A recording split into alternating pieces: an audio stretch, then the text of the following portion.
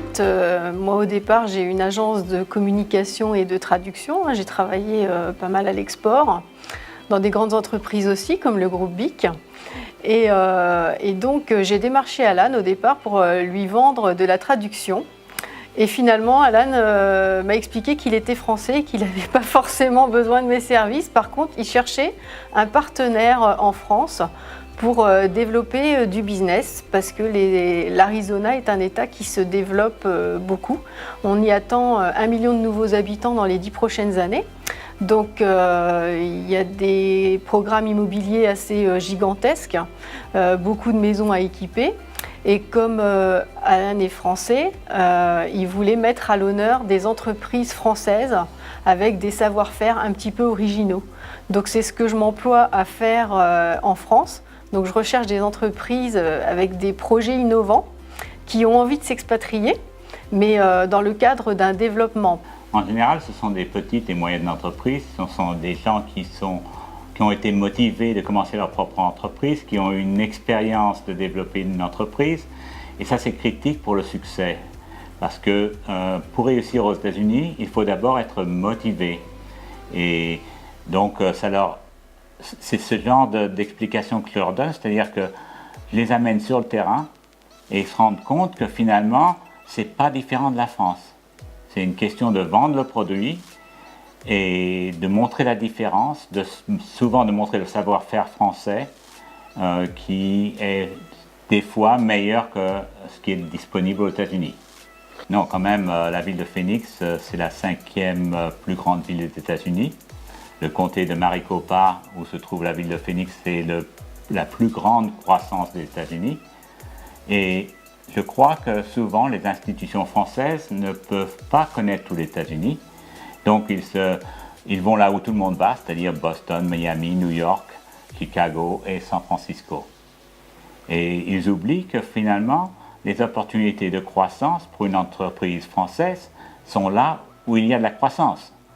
Les entreprises de Californie viennent en Arizona. Pourquoi? Parce que c'est 30% d'impôts moins chers. Donc c'est 30% de plus de bénéfices. Donc si vous êtes chef d'entreprise, pourquoi ne pas venir où vous pouvez faire plus de bénéfices? Même pour les investisseurs de Silicon Valley, ils préfèrent que leur investissement vienne en Arizona où ils ont plus de retour sur l'investissement. Ça fait du sens.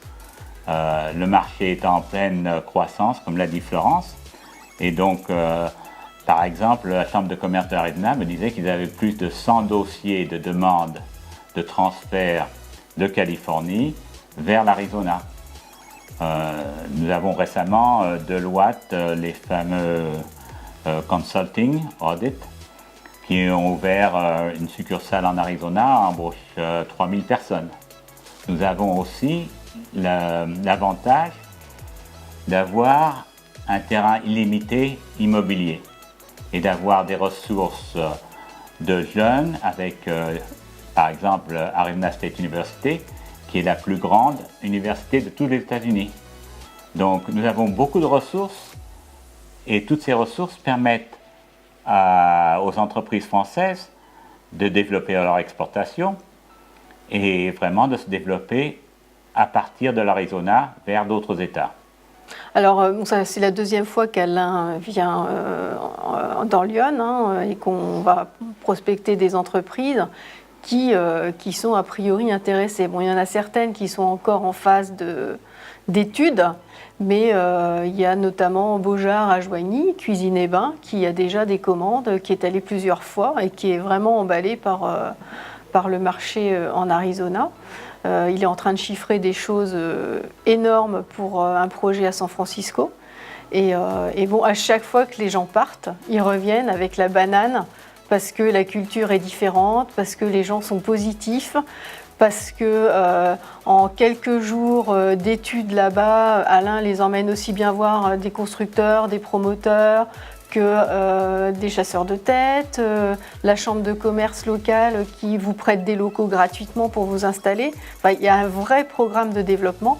Et quand les personnes, enfin les chefs d'entreprise rentrent à la fin de leur semaine d'études, ils ont tous les chiffres pour établir un business plan.